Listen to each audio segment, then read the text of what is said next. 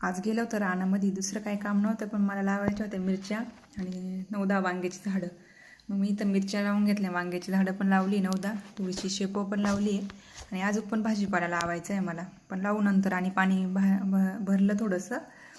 आणि ना आमच्या गावामध्ये नवरात्रीमध्ये ना देवी सप्तशृंगी मातेचा सप्ताह बसतो 7 दिवस. 8व्या दिवशी काल्याचं कीर्तन असतं, पण आज 5वा दिवस होता, पण मी काही गेली नव्हते कारण की माझा मूडच नव्हता. कारण आमच्या फॅमिलीमध्ये ना दुःखद घटना घडली होती. म्हणजे माझ्या मामी आहे ना, ते आम्हाला सोडून गेल्या होत्या आणि त्यांनी खूप जीव लावले आम्हाला. त्याच्यामुळं मला काही एवढं व्हिडिओ वगैरे पण मी एवढे काही काढले नाही आहे, टाकले पण नाही, माझा मूडच नव्हता टाकायचा.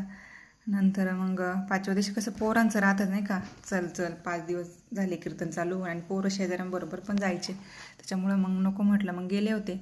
आणि ज्योतिताई महाराजांचं कीर्तन तर खूप छान सांगितलं त्यांनी कीर्तन. आणि हे छोटे छोटे टाळकरी पण खूप छान टाळ वाजवायचे, मस्त कीर्तन चाललं होतं इथं.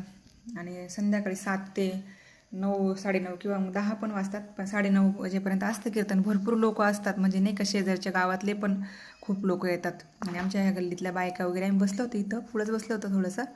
नंतर ह्या छोट्या मुलांनी पण मस्त हार आणला होता नाही का, त्यांच्या ह्याच्यामध्ये छान हे करून आणला होता महाराजांसाठी.